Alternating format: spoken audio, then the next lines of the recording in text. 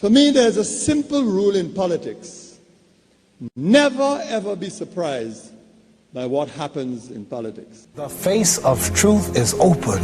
The eyes of truth are bright. The lips of truth are ever closed. The head of truth is upright. The breast of truth stands forward. The gaze of truth is straight. Truth has neither fear nor doubt. Truth has patience to wait. The words of truth are touching. The voice of truth is deep. The law of truth is simple. All you sow, you reap. The soul of truth is flaming. The heart of truth is warm. The mind of truth is clear and firm through rain and storm. Facts are only its shadow. Truth stands above all. Sin is its past. Power of truth shall endure. Truth shall hold to the last. I don't have to tell you things are bad. Everybody knows things are bad. It's a depression. Everybody's out of work or scared of losing their job. The dollar buys a nickel's worth. Banks are going bust. Shopkeepers keep a gun under the counter. Punks are running wild in the street, and there's nobody anywhere who seems to know what to do, and there's no end to it.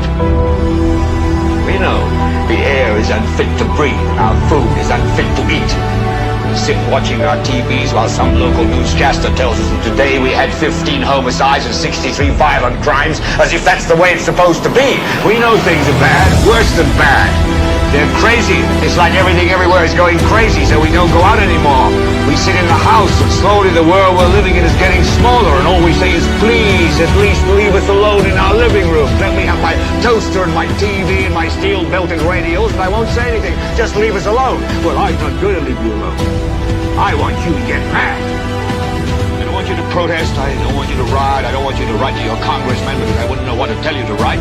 I don't know what to do about the depression and the inflation and the Russians and the crime in the street. All I know is that first, you've got to get mad. You've got to say, I'm a human being. God damn it. My life has value.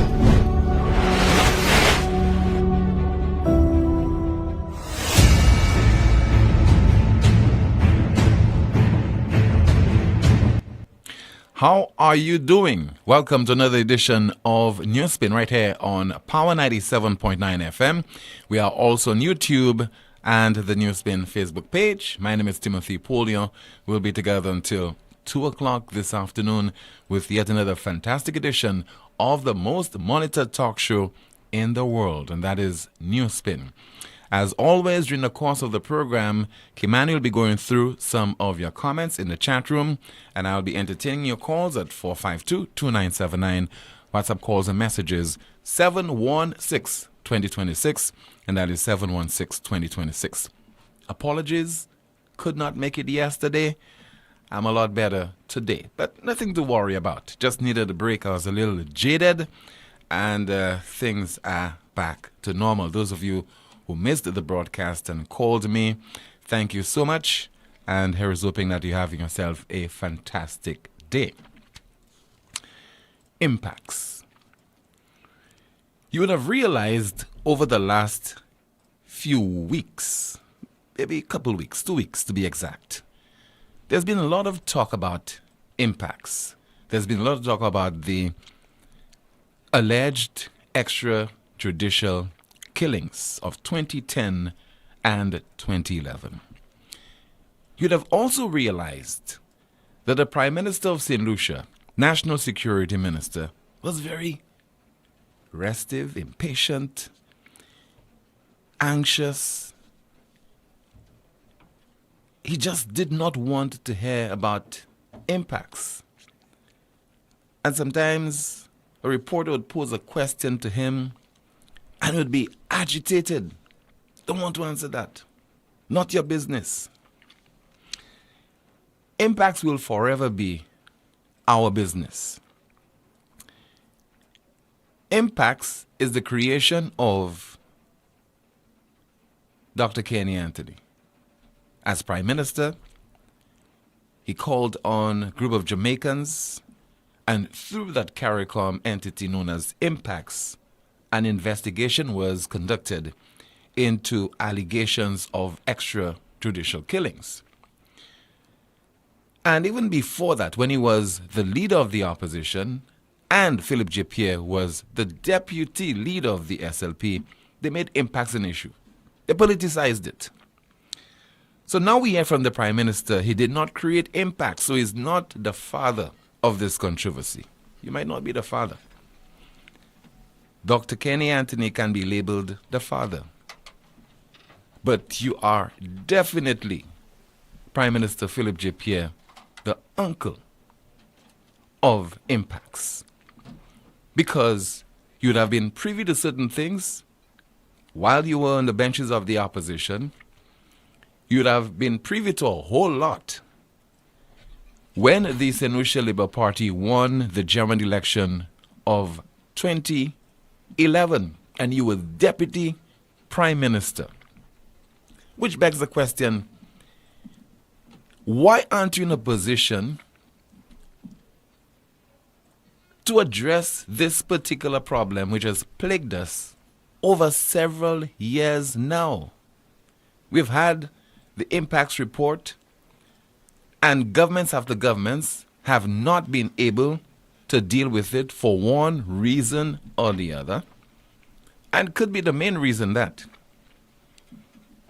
you cannot have direct interference in a matter pertaining to the operations of the Royal St. Lucia Police Force, and that should be decided by a court. So the main arbiter would have to be your DPP, your Director of Public Prosecution.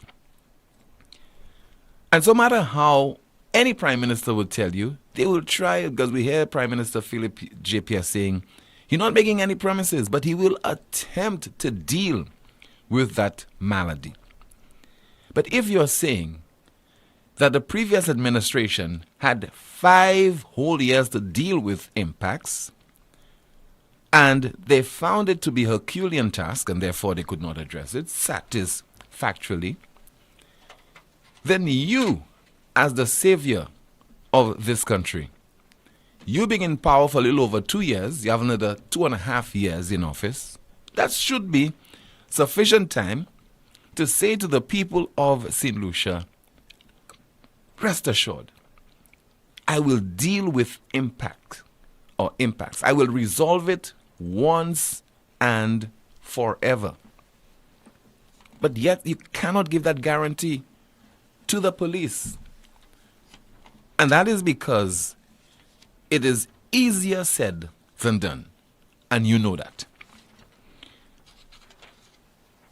And just to make reference to Dr. Kenny Anthony, you remember former Police Commissioner Vernon Francois wrote a book, Restored Confidence, My Journey in the Royal St. Lucia Police Force. Vernon Francois, former police commissioner.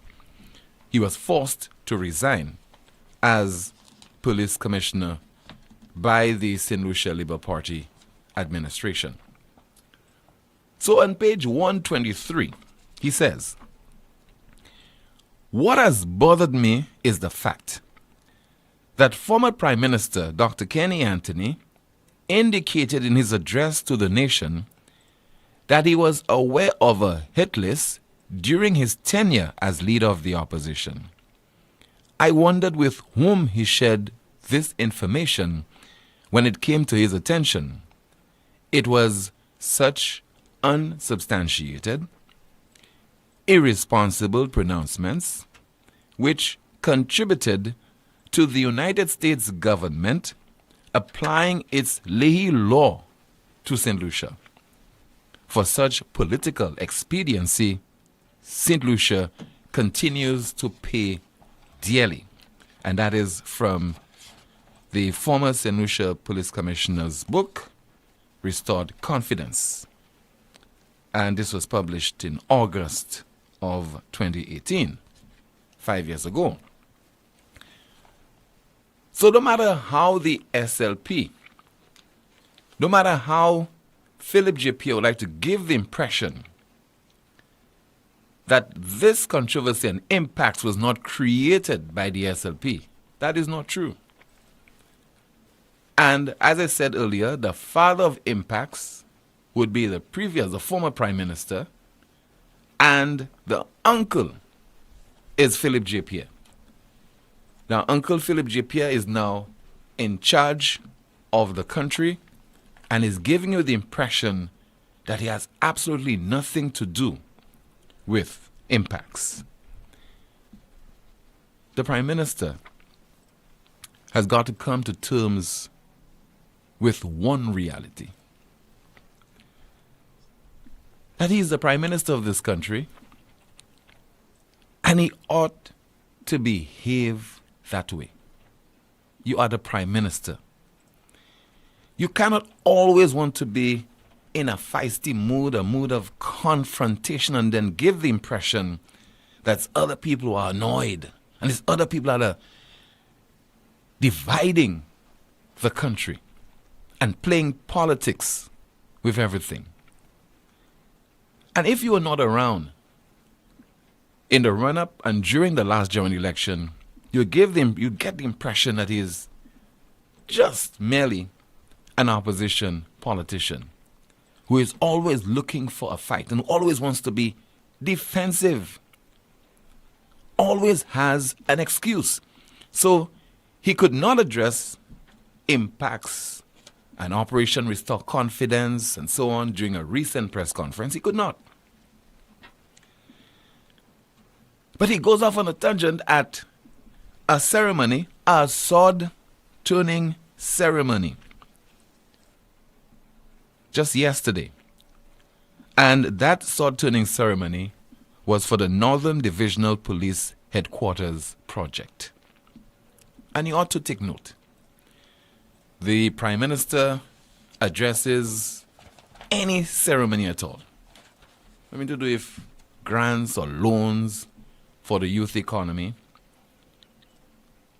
a check presentation, a sword-turning ceremony for the construction of the Northern Divisional Headquarters of the Royal St. Lucia Police Force, and he takes the opportunity to politicize and to make comments that are, not cerebral and also not keeping with what is before him at the moment, and to start to politicize everything and to be very emotional, sidestep certain issues, and just using that opportunity, that platform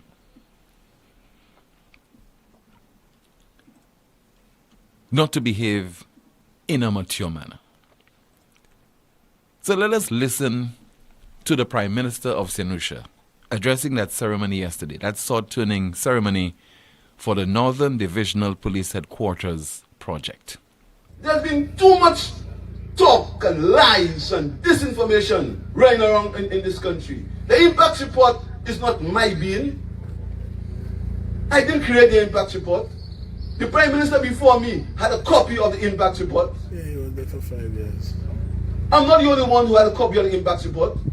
Why all suddenly the impact report has become my cross? Yeah. It was there before me. It was there for the last 5 years. They had it for the last 5 years. All the contents of the impact report and all the action that has to be taken on the impact report could have been done in the last 5 years.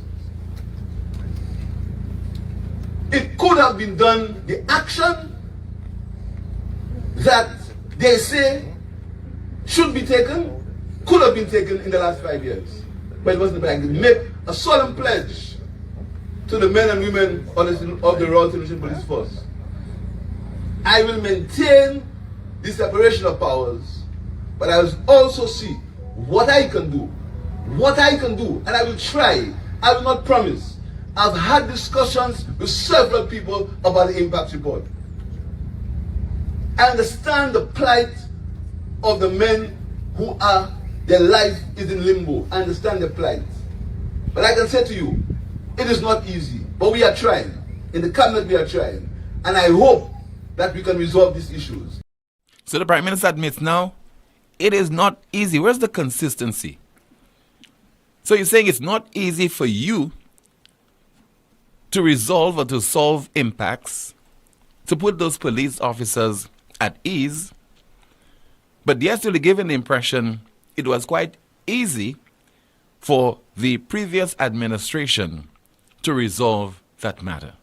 Mr. Prime Minister, where is the consistency on your part? In the chat room, somebody says that he's not impact's uncle, but the Bope, which is, in English, stepfather. The opposition has been addressing this issue earlier today during a press conference. Let us hear from the leader of the parliamentary opposition reacting to the statements that were made by the Prime Minister of St. Lucia, Mr. Philip J. Pierre. The Prime Minister, and in addressing an opening ceremony yesterday, made some incredible, egregious, irresponsible, dishonest statements, which is only adding further fuel to the fire. If there's one thing that the Prime Minister said that is correct, is that he's alluded to the fact that the source of a lot of the problems we have today stems from Operation Restore Confidence, impacts, and the Leahy Law, and how we as a country have dealt with those issues. We forget that when we had Operation Restore Confidence, how bad the crime situation was in St. Lucia. We forget. We forget the innocent children that were shot in Crossfire. We forget that people were sleeping underneath their beds at night in fear. We forget that an assassin went into the Prime Minister's constituency office, Stephenson King's constituency office, and shot and killed somebody in his waiting room.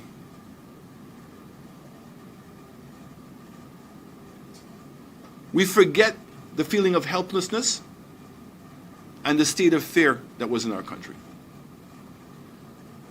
And that gave birth to Operation Restore Confidence. And sadly for Operation Restore Confidence, it attempted to do something that had never been done in St. Lucia before, because we were fighting a different enemy. We were fighting organized crime, gangs, that were in some cases better equipped than the police themselves, and that they had intelligence on the police. That's not to say that Operation Restore Confidence did not have its fair share of problems. I'm just speaking to the state that we were in and the level of desperation that existed to resolve the problem. And here we are, 14, 15 years later, finding ourselves exactly back where we started. Former St. Lucia Prime Minister, leader of the parliamentary opposition, Mr. Alan Shastney. Now, it was an individual who served in a St. Lucia Labour Party administration led by Dr. Kenny Anthony, Calix George Sr., who said that Dr. Kenny Anthony gave into the U.S. as it relates to impacts. And there's a story which reads, according to a former St. Lucia Labour Party government minister, former St. Lucian Prime Minister Dr. Kenny Anthony capitulated to demands from the United States, who demanded justice into a dozen alleged police killings during the ad hoc Operation Restore Confidence investigation. What happened is that the United States government, for some reason or the other, was exerting pressure on our Prime Minister to investigate the situation, and the Prime Minister folded up under the pressure of the United States. Former Minister for National Security, Sir Calix George Sr. said. St. Lucia police have been accused of carrying out extrajudicial killings of suspected criminals in an attempt to make the island safer for citizens and visitors, following a serious increase in criminal activity during the period 2010 to 2011. A dozen alleged criminals were killed at the hands of police during the ORC. The killings were deemed unlawful and a human rights violation. This led to the U.S. government suspending assistance to the Royal St. Lucia Police Force in August of 2013. And this would have occurred under the watch of Dr. Kenny Anthony. So continuing with that story. In 2014, the Caribbean Community Implementation Agency for Crime and Security, CARICOM Impacts, concluded an investigation into the killings. Then Prime Minister Dr. Kenny Anthony, in a 2015 address to the nation, revealed that the report concluded that a hit list of known criminals did exist and that all the killings by the police officers were fake encounters staged to legitimize their actions. Weapons were allegedly planted on the scene of the shootings, and that a number of the shootings were done by police officers but were listed in murder statistics attributable to unknown assailants. Actions for which the United States called for the then SLP government to hold the officers involved accountable.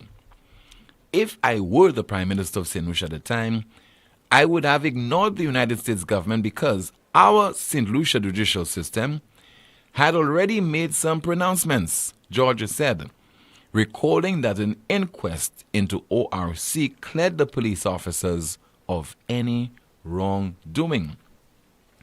However, an inquest into the VA45, where Jean-Baptiste McFarlane, Mitchell Cadet, Alan Louisi, Myron Dupal, and Kevin Ferdinand were shot and killed by police following a police operation on May 5, 2011, ruled that 4 of the 5 men were unlawfully killed. Police say they were intercepted a robbery involving the 5 men at the time. On the basis that the inquest was completed, there was no need for any further inquest to be done. The United States government was using a high-handed thing on the Prime Minister, and he weakened and tried to appease the U.S. government by reopening the issue. This quote is being attributed to Sir Calix George Sr. It continues, Prime Minister Alan Chastney promised to put an end to the impacts investigation upon assuming office in 2016, but is yet to fulfill that promise. According to the former Prime Minister, there is nothing much that can be done.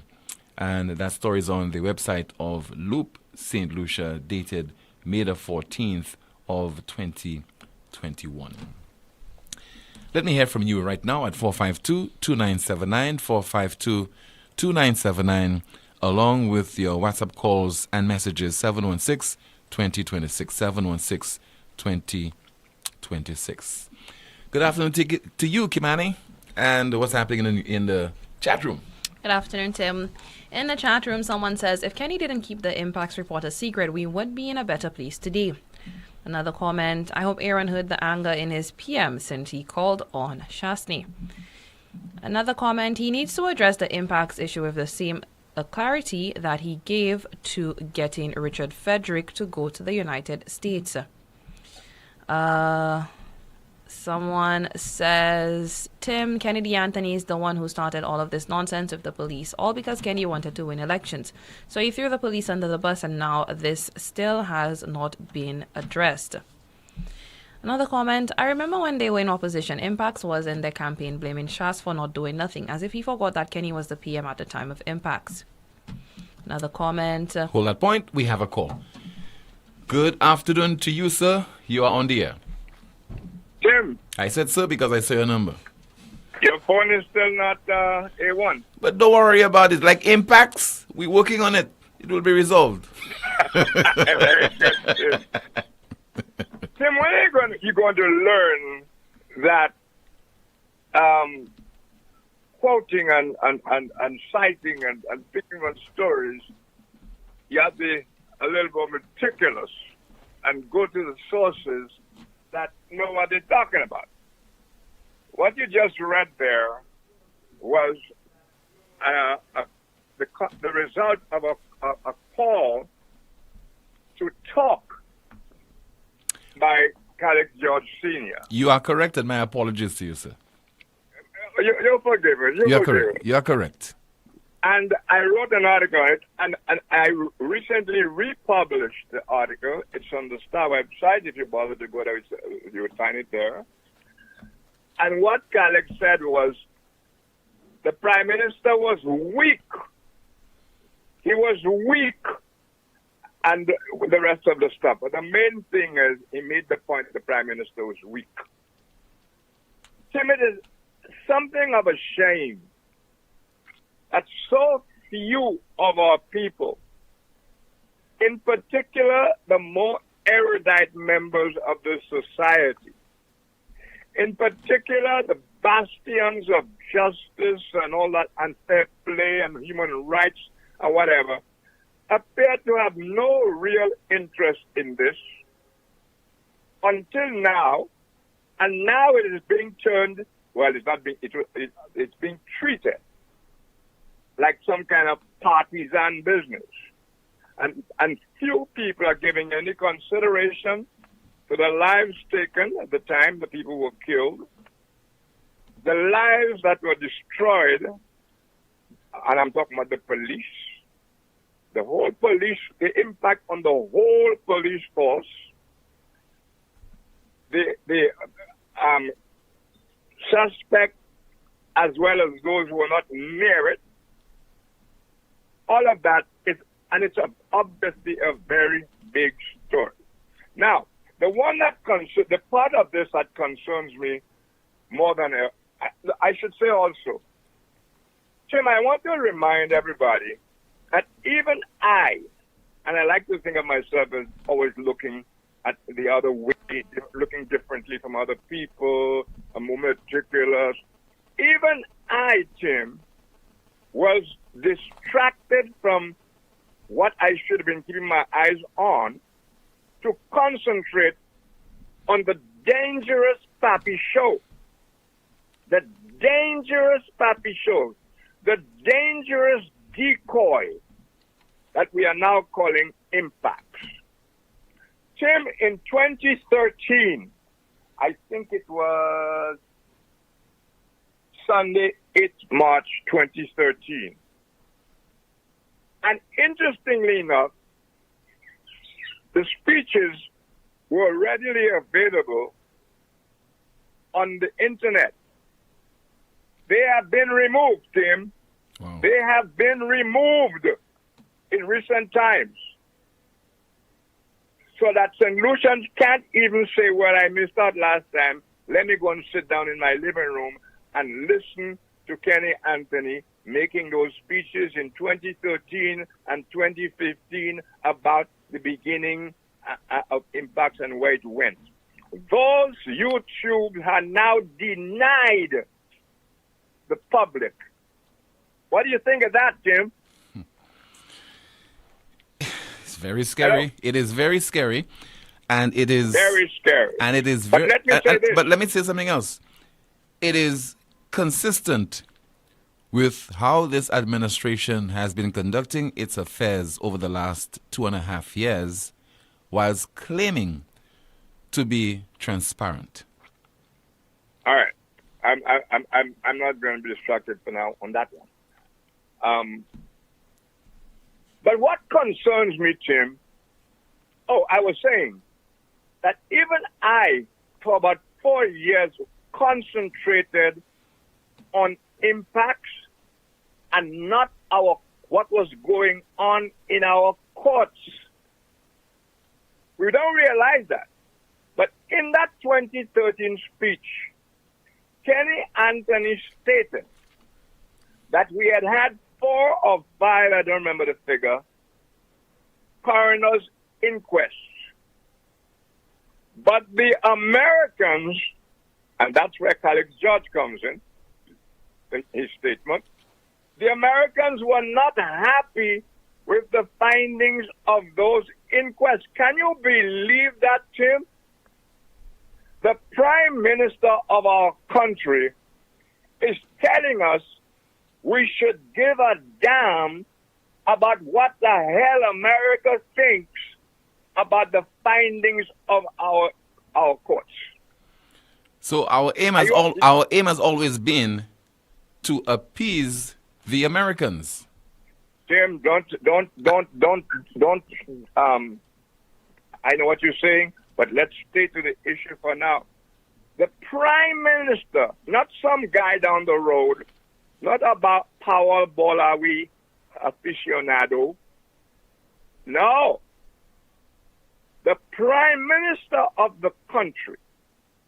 So the same guy who was the first to officially state he had seen a hit list, which is what intrigued the Americans anyway, and turned what we would normally have considered a police operation that may or may not have gone wrong.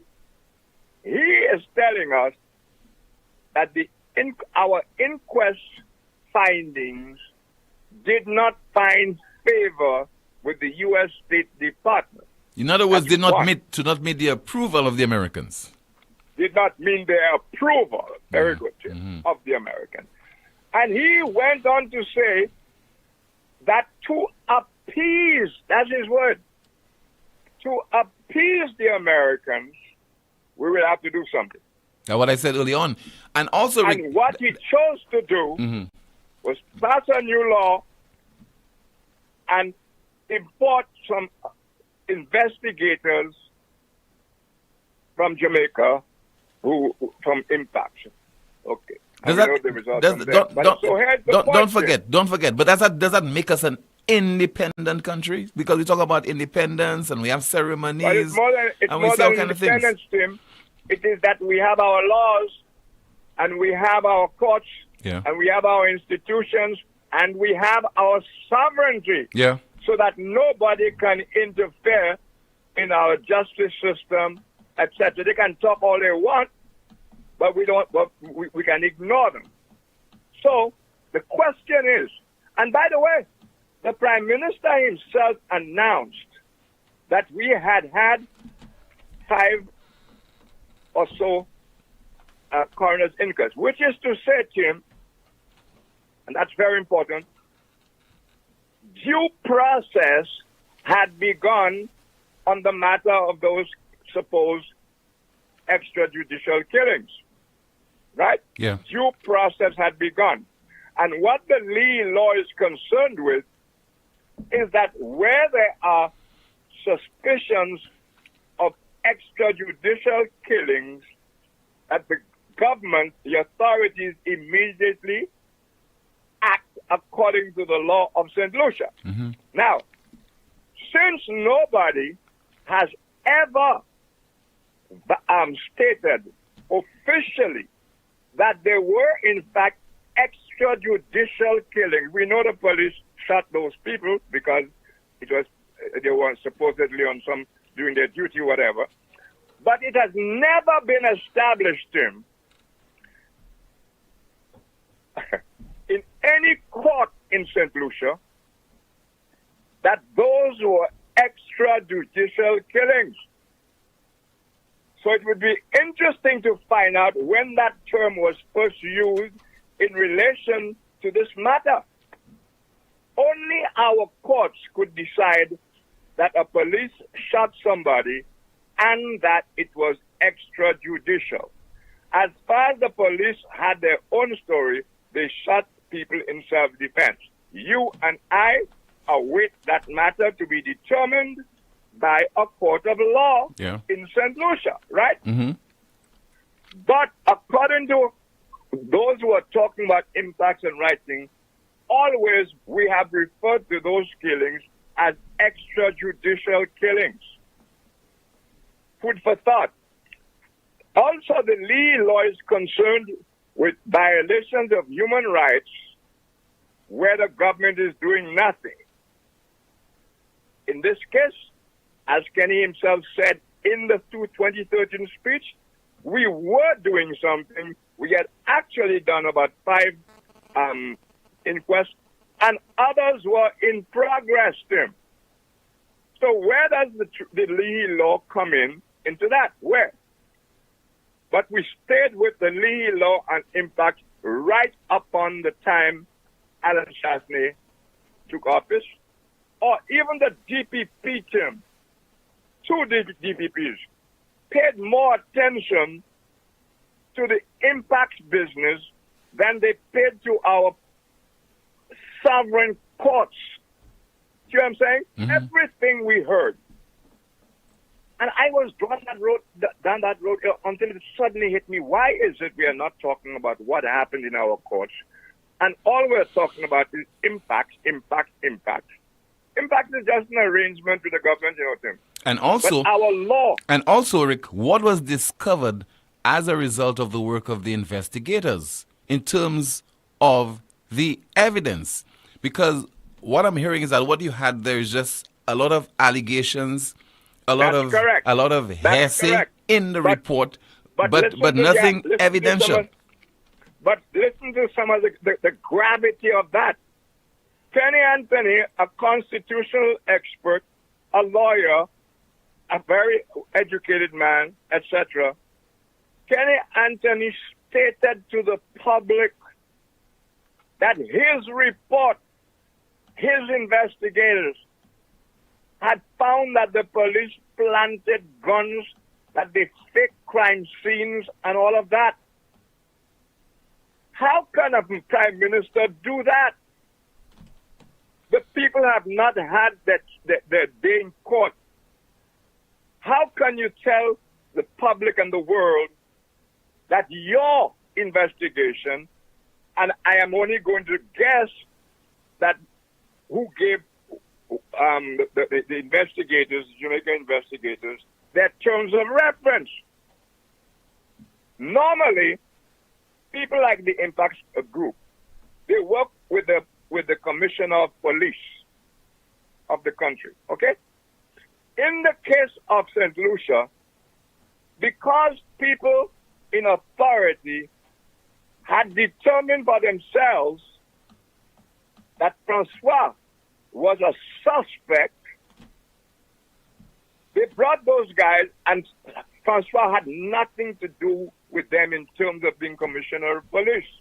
I am informed that in such cases, if you think your commissioner is dodgy or whatever, you have somebody else hold the position of commissioner so that the investigators can report to him.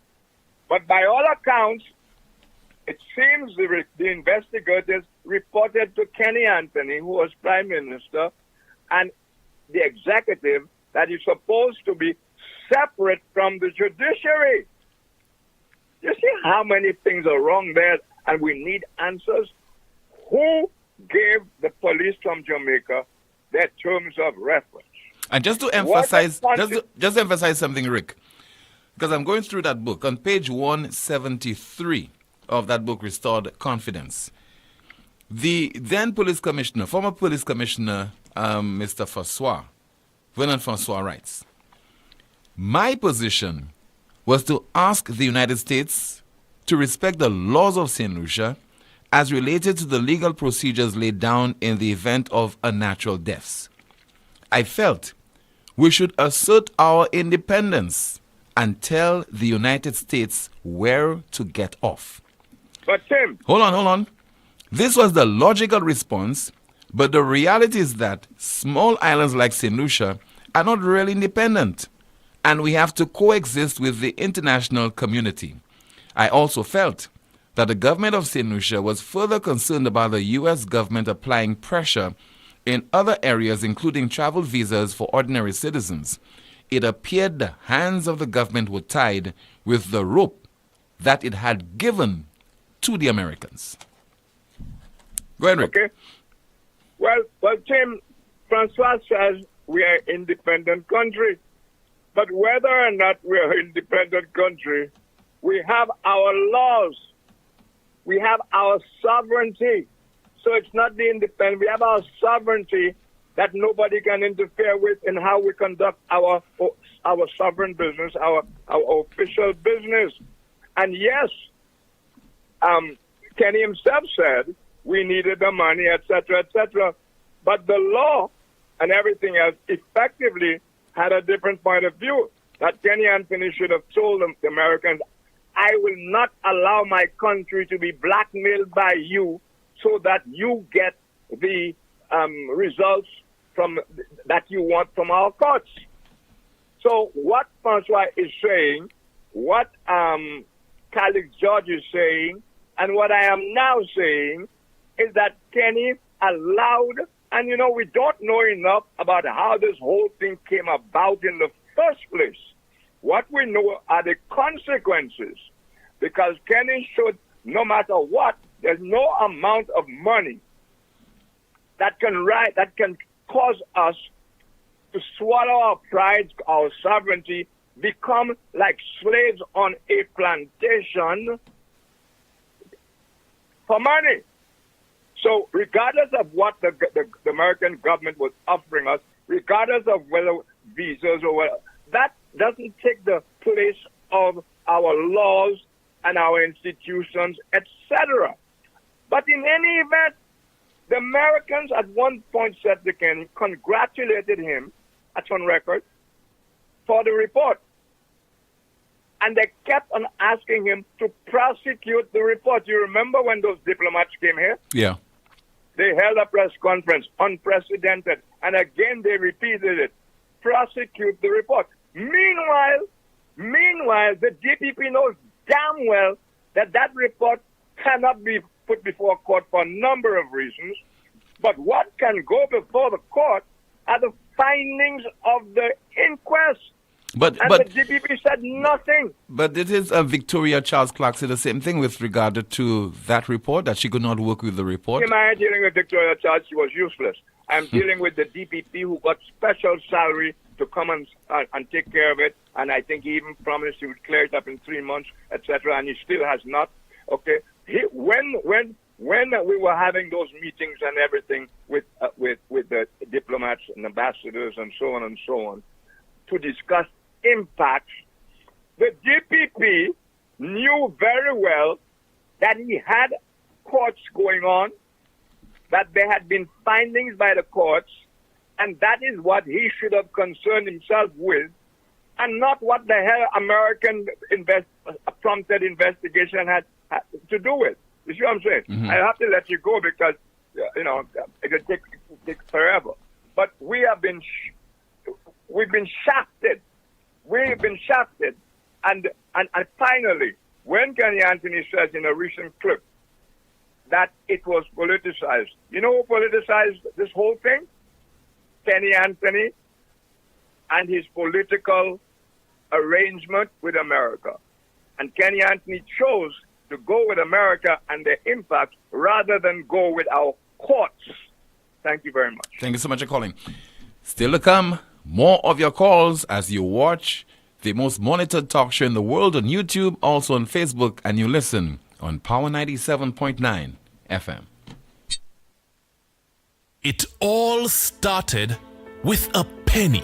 For over 85 years, we have invested in our farmers, fishermen, people, and our country. When we were called to serve, we were here. We understand what is valuable to our people and our country. That is why we support all industries, including tourism. We are the bridge towards a brighter future and economic growth. When our people, government, and businesses called upon us, we were here. 85 years later, First National Bank St. Lucia Limited is here for you. Lazarus's Funeral Home is here for you. Lazarus's Private Cemetery offers a peaceful resting place for your loved ones. With tranquil settings, visitation, and reflection, we believe in the compassionate care of all our departed loved ones. Lazarus's Private Cemetery, let us help you create a final resting place. Make it special. Make it Lazarus's Funeral Home, your friend in a time of need. Payment plans are available for tombs. Call us in Vidbuta at 452-7491 or in New Dock Road, VA4, 454-6555. Introducing the new LuSelect Virtual Service Desk, where one click is your access to every service. From My Account to Streetlight reports, requests for payment arrangements to settle arrears, change of name and address. Easy online forms give you access from anywhere and at any time. Every service you need at your fingertips. Go to our website, luselect.com, and click on the Virtual Service Desk widget. LuSelect's Virtual Service Desk. Every solution at your fingertips. And he's done it! He's done it! And my goodness, it's gone. The party is back! Premier Sports Inc. presents the KFC SPS SPL T20. Powered by the National Lotteries Authority. Will defending champions Choiseul Craft Masters retain their crown? Or will they be pulled down? Perfection. From October 13th to the 28th at the Darren Sammy Cricket Grounds and Grosley Playing Field. Grab your tickets now. Sol Gas Station in Grosley, Amici Restaurant and Bar in Rodney Bay, Riverside Car Park in Castries, Soufre Foundation in Soufre, Monrepo, Choiseul, and Labrie Credit Union. Tickets are only $15 for adults, $5 for children. VIP $65 and $85. The party is back. The KFC SPL T20. Powered by the National Lotteries Authority. Show them how to party. Things are heating up at the National Farmers and General Workers Credit Union Limited. We've got some red-hot deals just for you with 100% financing. Rev up for some excitement with our incredible vehicle loan offer. Building or renovating, we've got you covered. Or pack up for that ideal getaway. This offer won't be available forever. Visit us today and take advantage of this limited time deal. Don't miss out on these fantastic deals with 100% financing. Only at the National Farmers and General Workers Credit Union Limited. We're your friend when you're in need. The Ministry of Commerce, in collaboration with the Embassy of the Republic of China, Taiwan, presents the 16th Annual St. Lucia, Taiwan Partnership Trade Show at the Pavilion on the ramp in Rodney Bay, Grosley, from Friday, November 3rd to Sunday, November 5th, 2023, from 10 a.m. to 7 p.m. daily. Come, support the creativity of 69 local entrepreneurs and 16 Taiwanese businesses, including ICT and business solutions, food and beverage, and so much more. We will be hosting lots of fun games and activities for kids. Relax and enjoy the nightly live entertainment. Saturday features carefree karaoke with fantastic prizes up for grabs. Then on Sunday, we culminate in grand style with a strictly local fashion show and live comedy from Cook's Productions. Don't miss out. Free shuttle service provided from the Baywalk Shopping Mall and back. Come, witness the emergence of our next generation of entrepreneurs. Fast Pay, a new and easy way to pay. Fast Pay, Fast Pay. You asked for it and you got it. A quicker way to pay your bills online. It's fast, secure, and easy to use. No registration, no additional fees. Flow is now offering FastPay, an online service that allows you to settle your bills in less than 2 minutes. Need a receipt? FastPay will send it to your email immediately. Use FastPay now for convenience, safety, and efficiency at discoverflow.co/fastpay. Fast Pay, 2 minutes and you're on your way.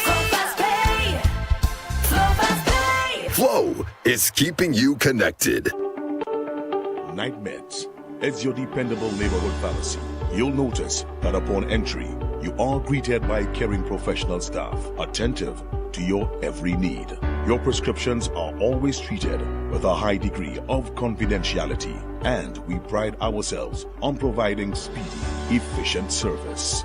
We carry a wide array commonly requested over-the-counter products, and our prices are very competitive. We offer blood pressure testing, blood sugar, and cholesterol testing. We're open to fill your prescriptions Monday to Saturday from 8 a.m. to 8 p.m. Come, visit Sadu's gas station on the Miku Highway or call us at 572-6840 or WhatsApp 461-6840 for more information. Night Meds Pharmacy. We are your community med store. Can't get a break from all this tax? Head to Automotive Art and get a taxcation. Automotive Art is offering you an ease from VAT and health and safety levy with savings of up to 15% and more. That's right, 15% of all tools, 15% of all accessories, 15% of car detailing, 15% of all rims, 15% of computerized wheel alignment, and 15% and more of selected tires with savings of up to 30% on some sizes. It's Automotive Art Taxcation. Visit us at Automotive Art at Vidbutai Castries and Latuni Vieux today and enjoy a taxcation. Offer valid for limited time. Some conditions apply. See stores for details.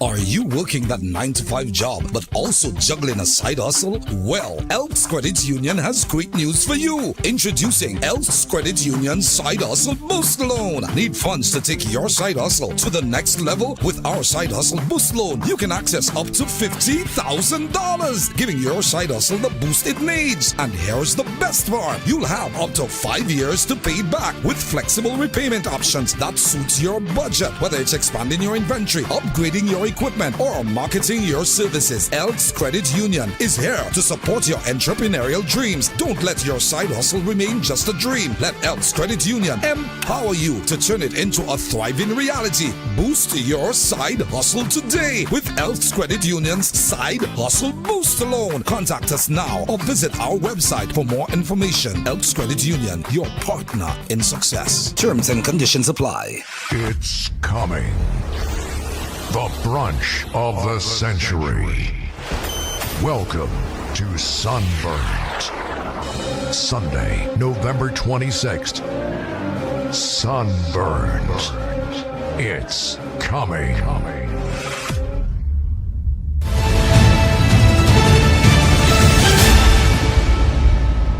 2979 452-2979. Your WhatsApp calls and messages 716-2026. 716-2026. What's in the chat room, Kimani? In the chat room, someone says, Rick has changed his tune from the early years of impacts. The U.S. did nothing to us. The U.S. said if you want our money and resources to train your officers, you should follow our rules. If you can't, we will not help you.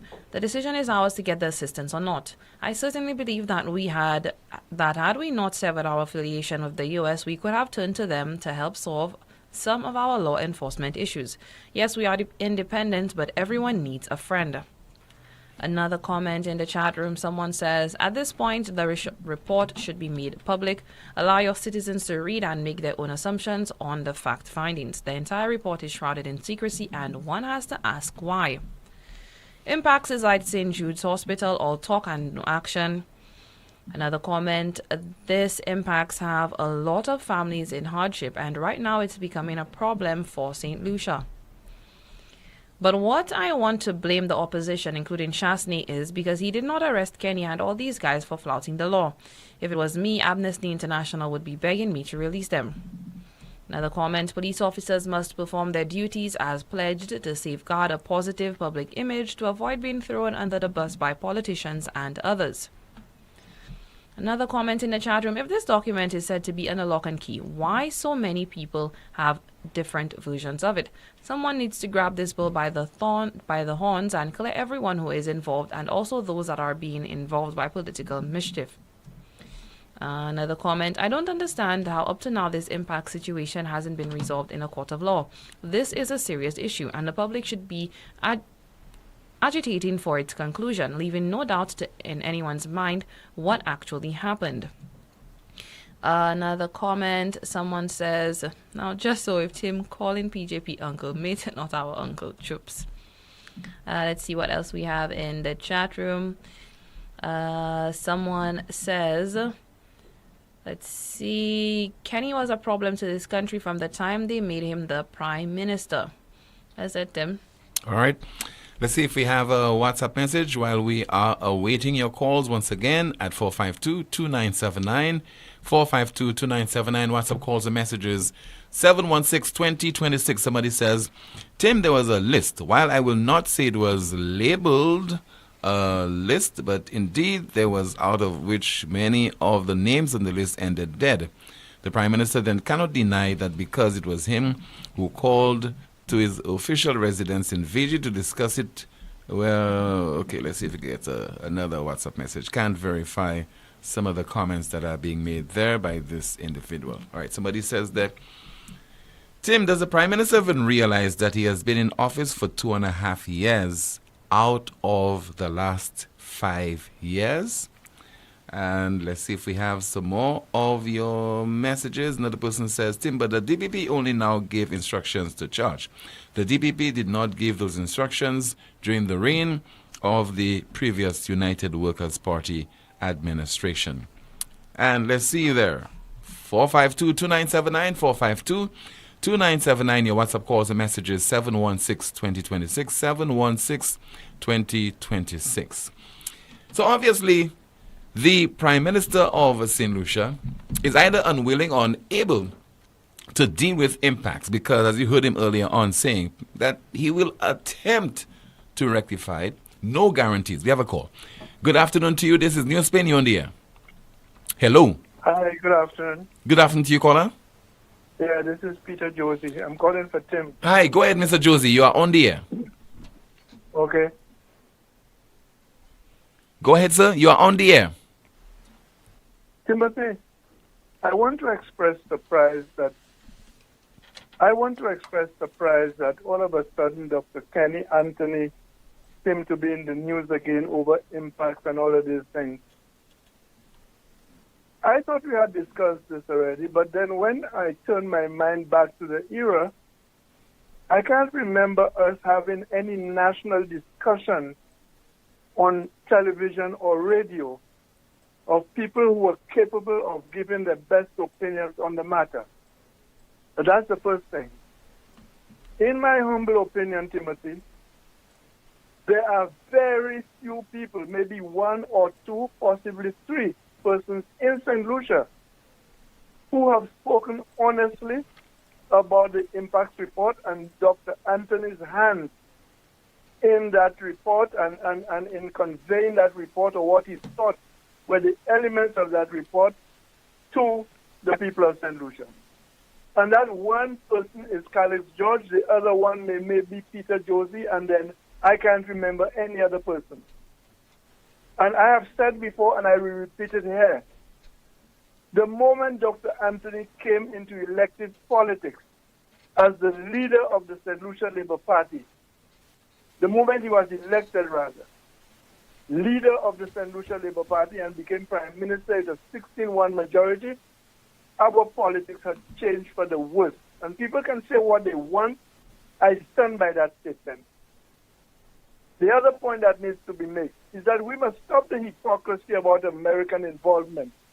We always at the beck and call, and we give more information. When I say we, I mean St. Lucians give more information to the U.S. government. Some of us St. Lucians travel to the U.S. government to go and spill our guts to them. I'm not sure if we get paid, they get paid for that. And I'll tell you something, there are certain key jokers, key elements, I prefer to say, in St. Lucia.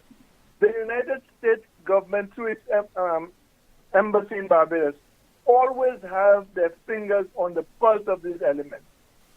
In 40 years ago, 50 years ago, it was the trade union movement and people like that.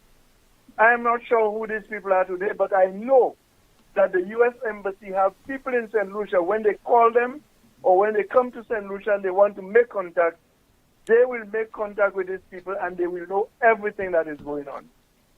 And the final thing I want to say on this, because I will have an opportunity to go on my own radio show with Champagne on Wednesday to say more about this.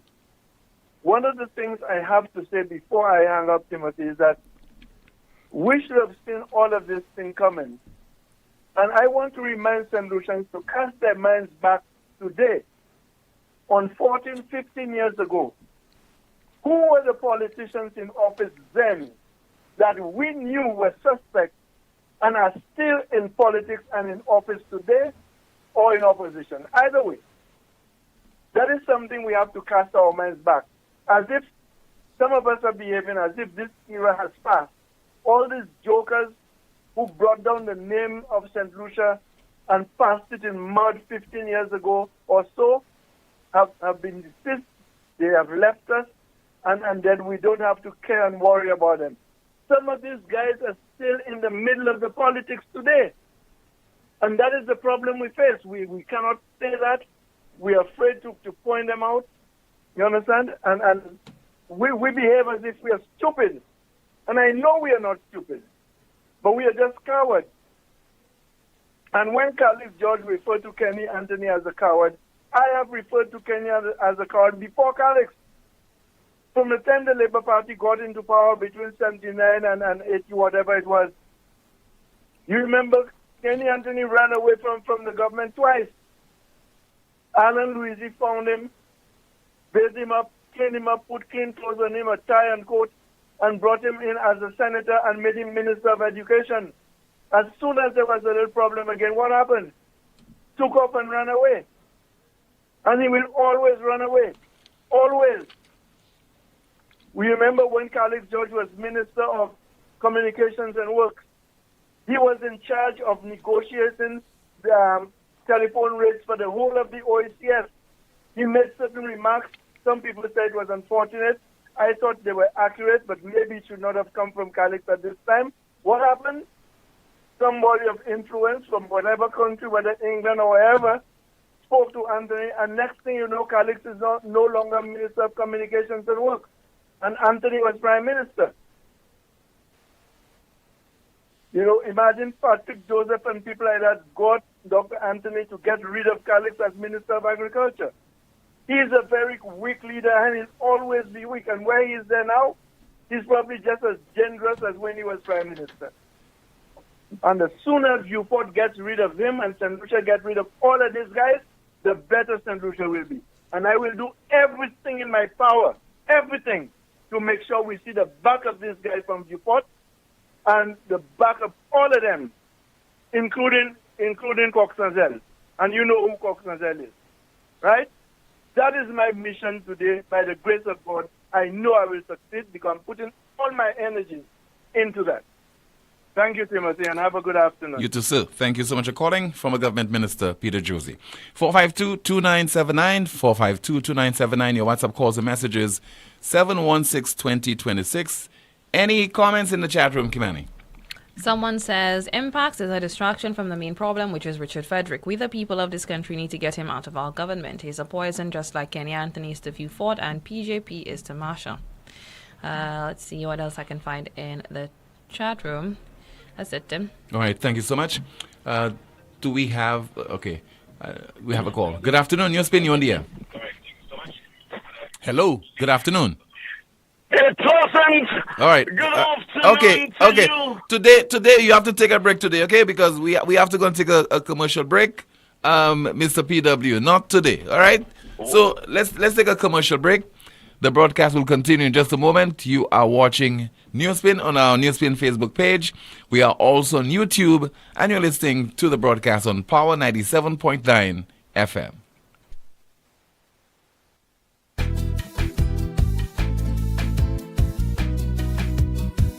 There is only one option when they arrive. Our services will make the dead look alive. With Bouteille and Viewport accessibility.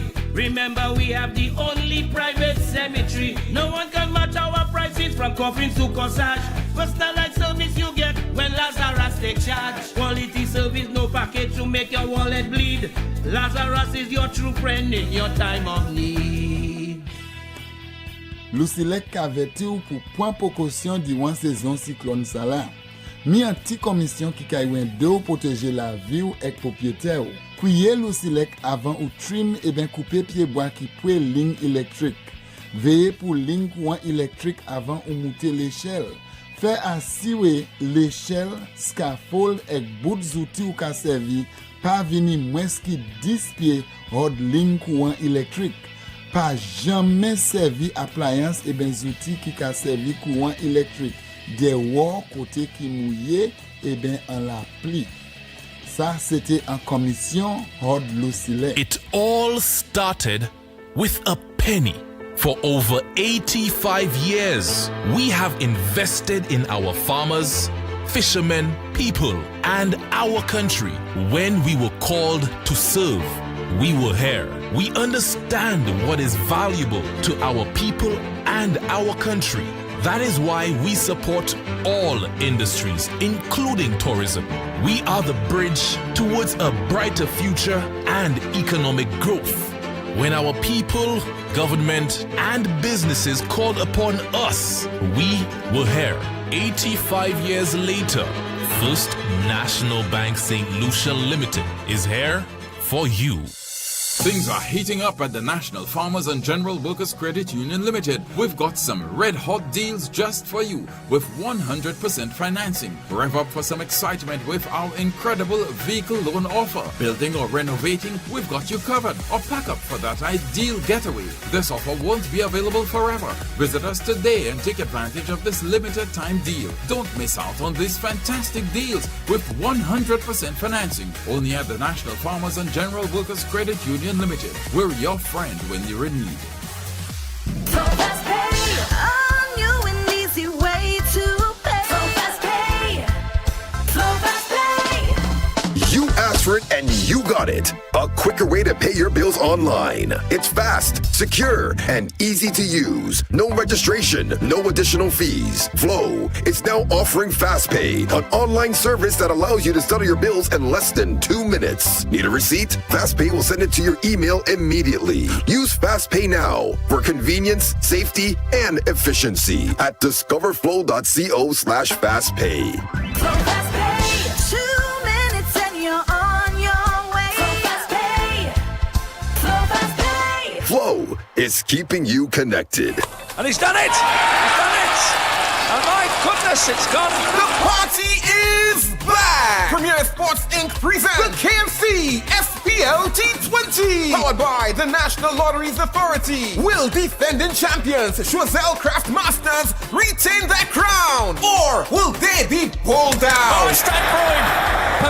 From October 13th to the 28th at the Darren Sammy Cricket Grounds and Grosley Playing Field. Grab your tickets now. Sol Gas Station in Grosley, Amici Restaurant and Bar in Rodney Bay, Riverside Car Park in Castries, Soufre Foundation in Soufre, Monrepo, Choiseul, and Labrie Credit Union. Tickets are only $15 for adults, $5 for children. VIP $65 and $85. The party is back! The KMC SPL T20. Powered by the National Lotteries Authority. Show them how to party.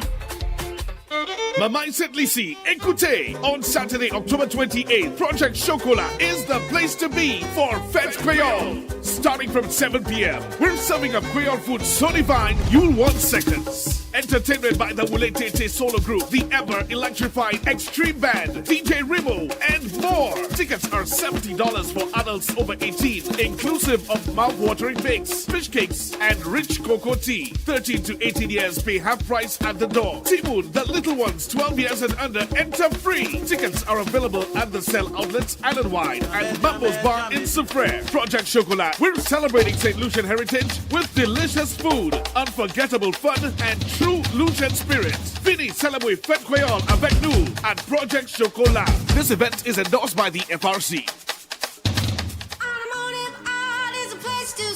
Can't get a break from all this tax? Head to Automotive Art and get a taxcation. Automotive Art is offering you an ease from VAT and health and safety levy with savings of up to 15% and more. That's right, 15% of all tools, 15% of all accessories, 15% of car detailing, 15% of all rims, 15% of computerized wheel alignment, and 15% and more of selected tires with savings of up to 30% on some sizes. It's Automotive Art Taxcation. Visit us at Automotive Art at Vidbuchai Castries and Latunivier for today and enjoy a taxcation. Offer valid for limited time. Some conditions apply.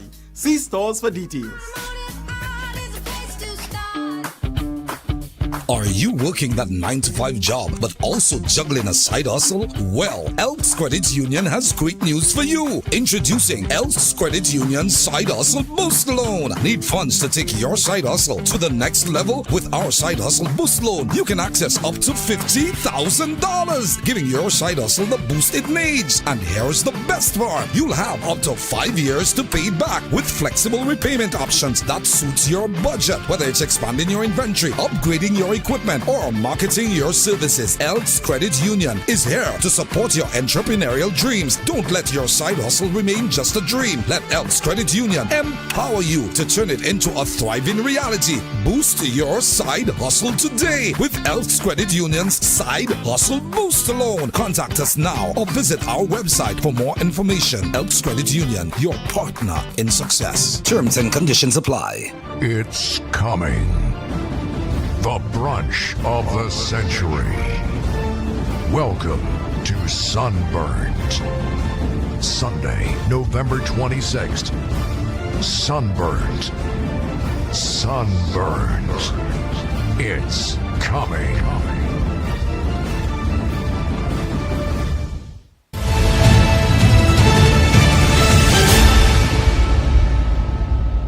We have a WhatsApp call. Hello, good afternoon to you. This is NewsSpin. You are on the air. Hello. Good afternoon, Mr. Poleon. Yes, good afternoon to you, sir. How are you doing, Tim? I'm okay. How about you? Doing good. How may I help you today, Tim? Beg your pardon? I say, how may I help you today? You called me, you know, call. I didn't call you, huh? Okay. Just joking with you, man. Just joking with you. Just joking. You called me? Yeah, man. What's in your mind? Yeah, right.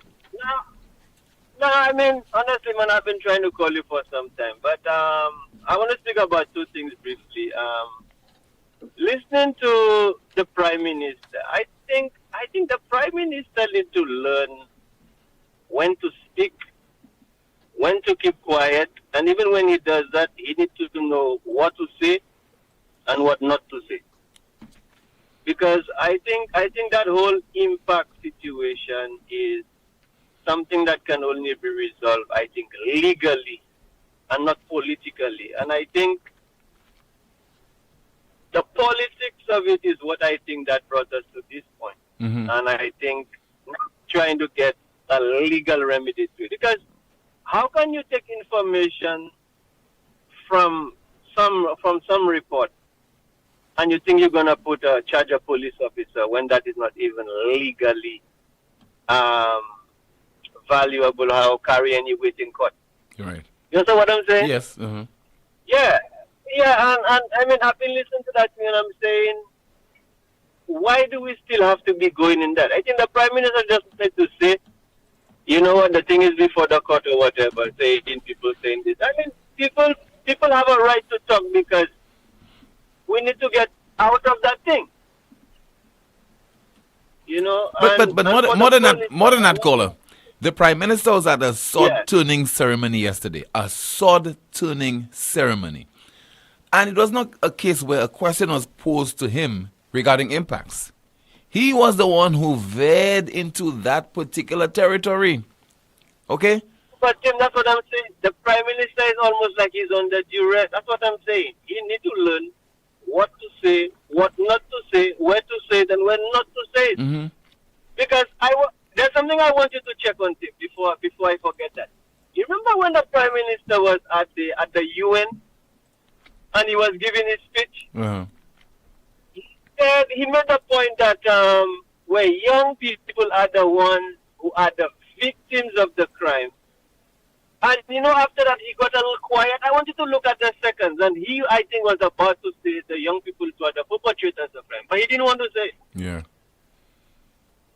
Now, I have a third point, Tim. In terms of the police, I want to ask you a question, Tim. And that's the second time I'll be asking you that.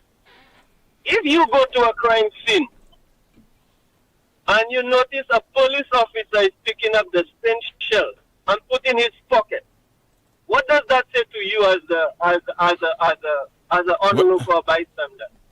He's acting in a very unprofessional manner, and that's very suspicious. Yeah. Because the next point again. So why when you call these guys and you tell them, because there's something that happened over the weekend where a bullet was fired into a house. Where was that?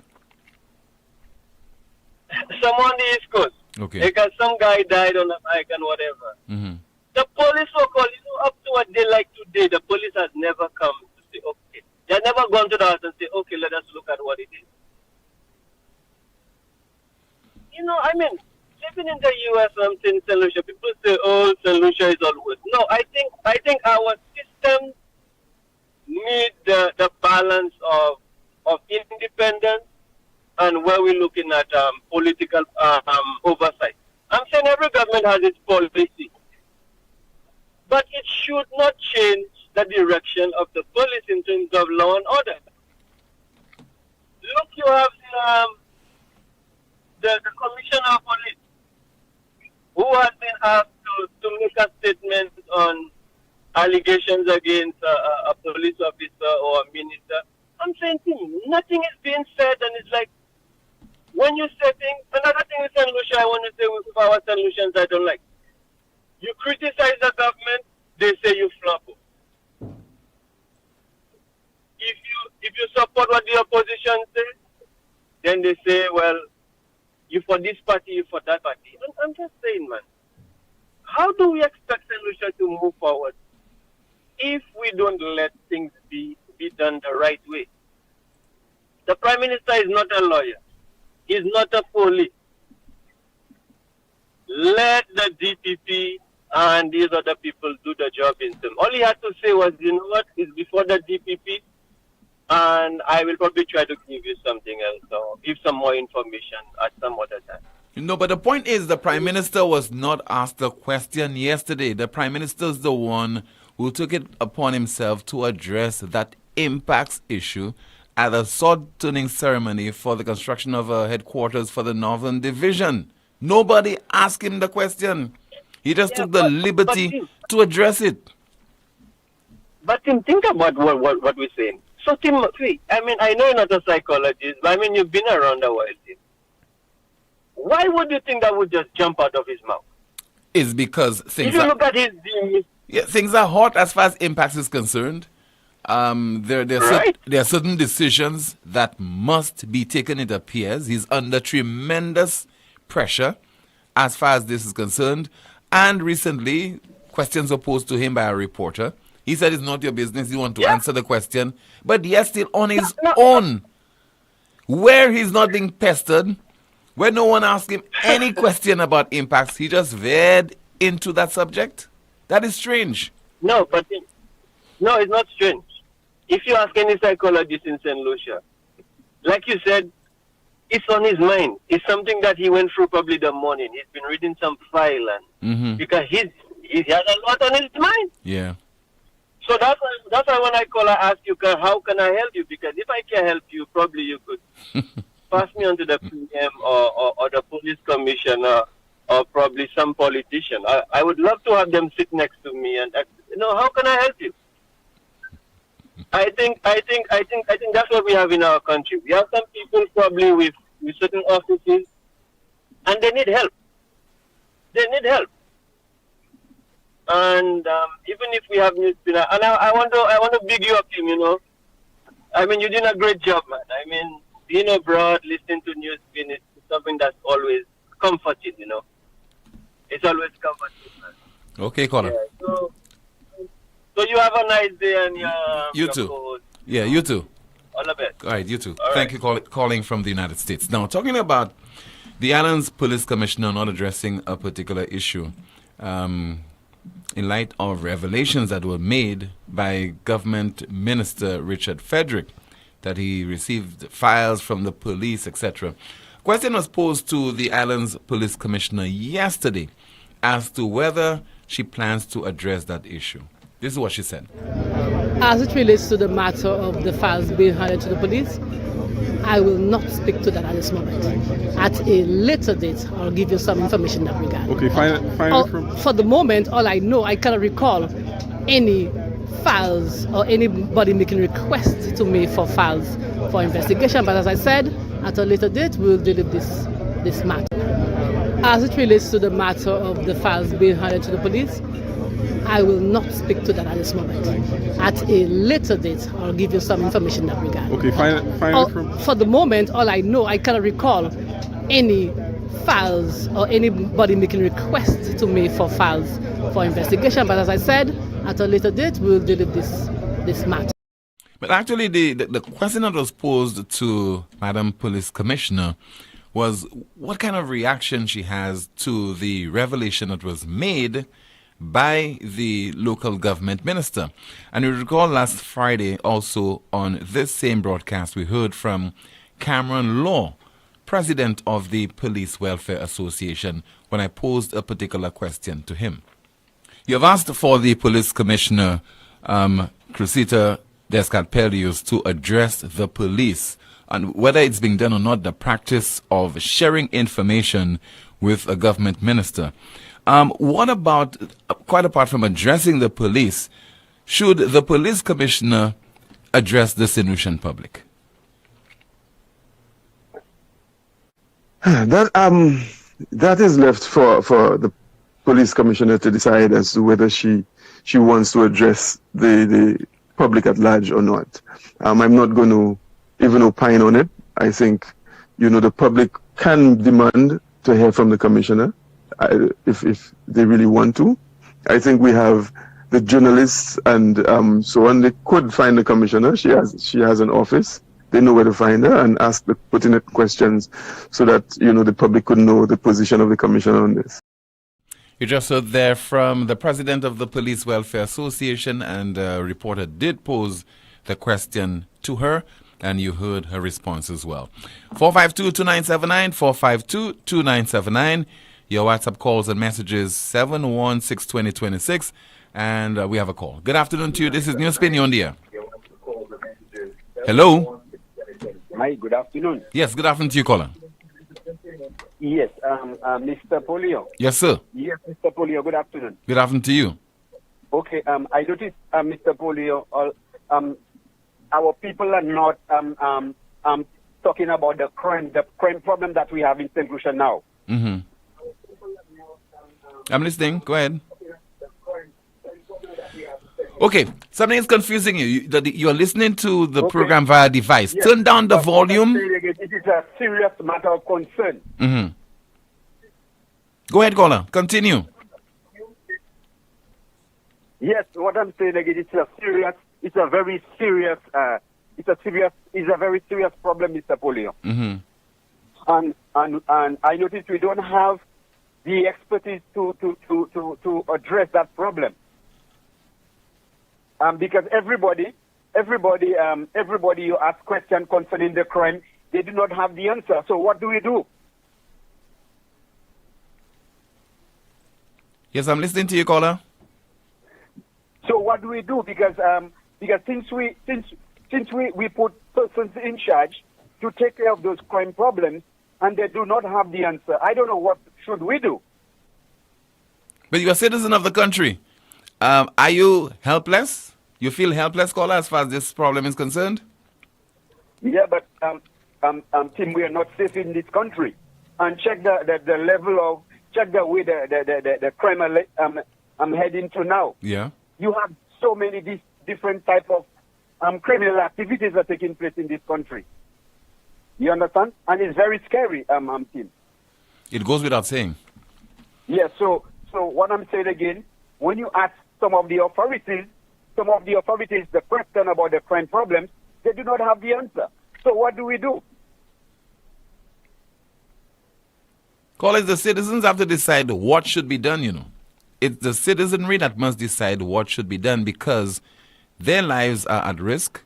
They are in harm's way, even more than the authorities, because a lot of those government ministers and government officials, etc., they have bodyguards, they have security, they have the police at their beck and call.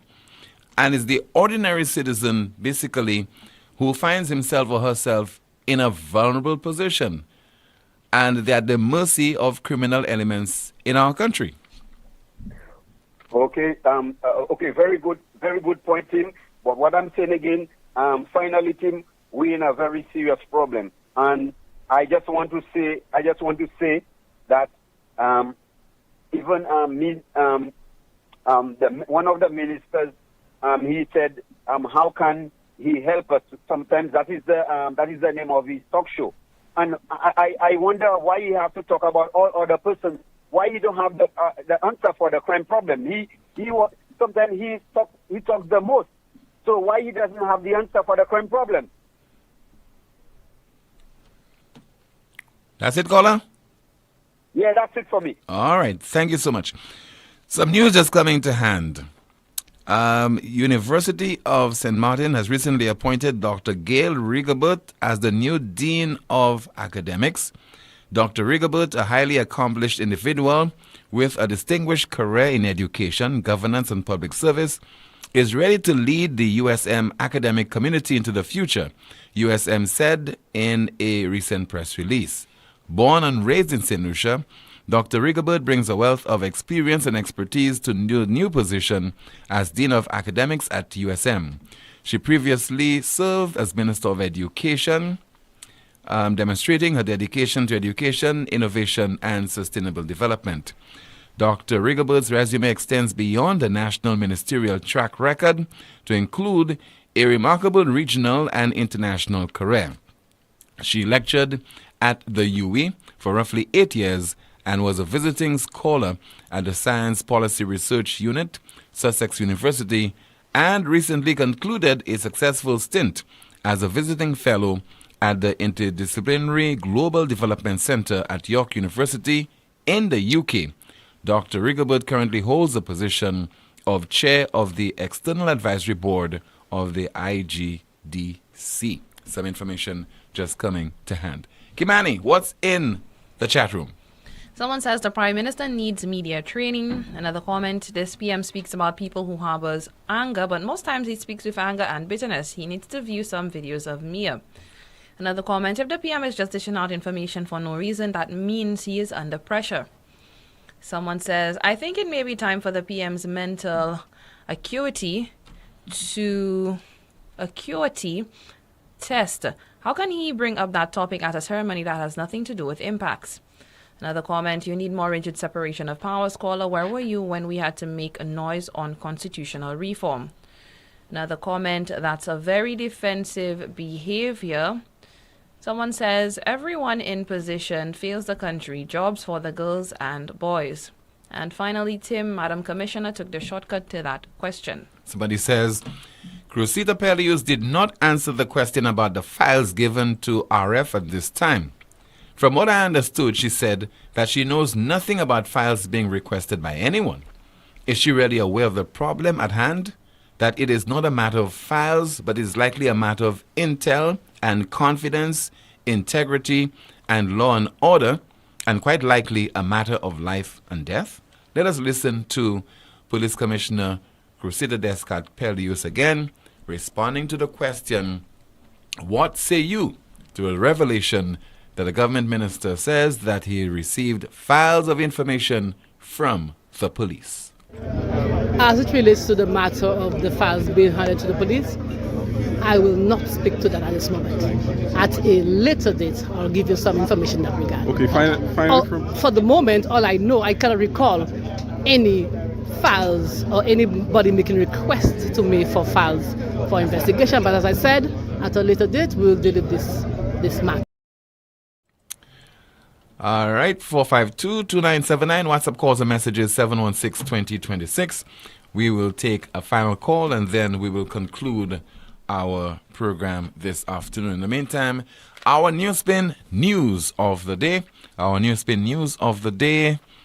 80% of Israelis say Netanyahu must take public responsibility for October 7th failures.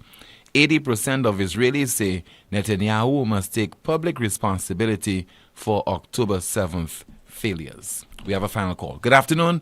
This is NewsSpin. You're on the air. Good afternoon, Tim. Hi, good afternoon to you, caller. Tim, I've been listening for the past years, Tim, with them politicians and everybody.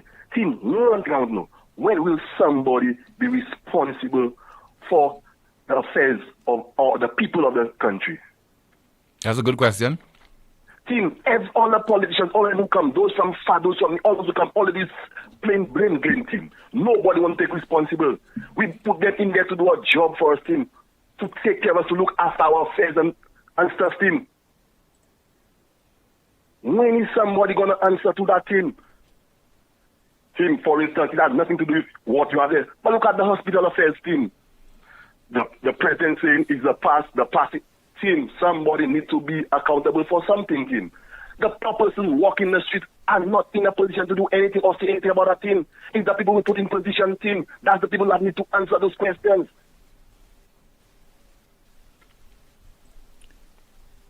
Well, Gola, I mean, is there really need for having ministers of this and ministers of that, national security minister, prime minister, finance minister, when we continue to have those same problems affecting us, impacting us, and those people do not have answers to the problems? Does it make sense at all?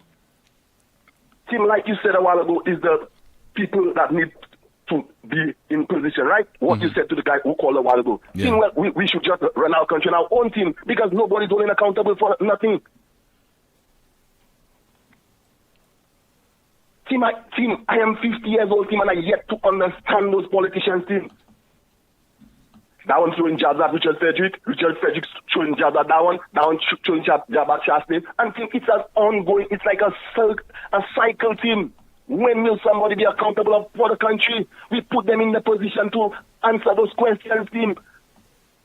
And none of them is doing it, Tim. All they're doing is playing blame game. When is that going to stop?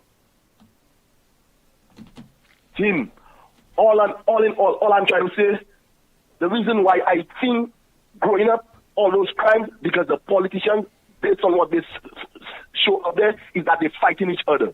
And people take advantage over that, team. Come collectively, team. If you want to fight each other, find a forum, go at somebody's house, do something. But when it comes to the country, you have to be professional about the team. Stand up and man up, team. Team, I don't understand it, team. I just can't understand it, team. When will it all stop? All right, team, that's my comment, team. All right, thank you so much. Obviously, we are facing a serious dilemma, and I've been saying this for a while now as far as leadership in our country is concerned. We are very much aware of the problems that we have. We have elected people time after time to attend to those problems, whether it's impacts, whether it's unemployment, whether it is the crime problem in our country, whether it has to do with problems in the health sector. The problems continue to plague us, but in the interim, we claim to have individuals at the helm to address those very same issues that are continuing to bedevil us. So, this note that I'm sure will continue. I don't know if you have to leave it again to those politicians, those leaders to engage in a mopping up operation, or it's a case for civil society or ordinary citizens to finally open their eyes to the reality that those people who are at the helm of our country, they seem to be bereft of answers to our problems. Not seem, but they're bereft of answers to our problems. Again, whether it's impacts and whether it's crime.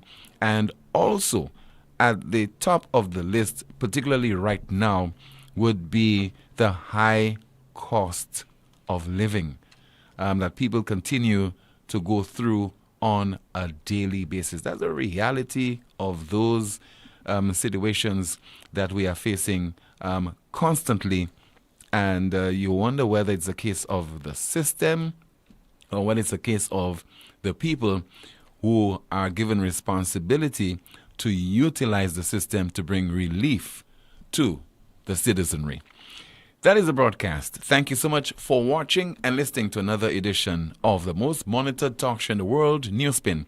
My name is Timothy Poleon. God willing, we'll be back same time tomorrow afternoon at 12:30. Goodbye.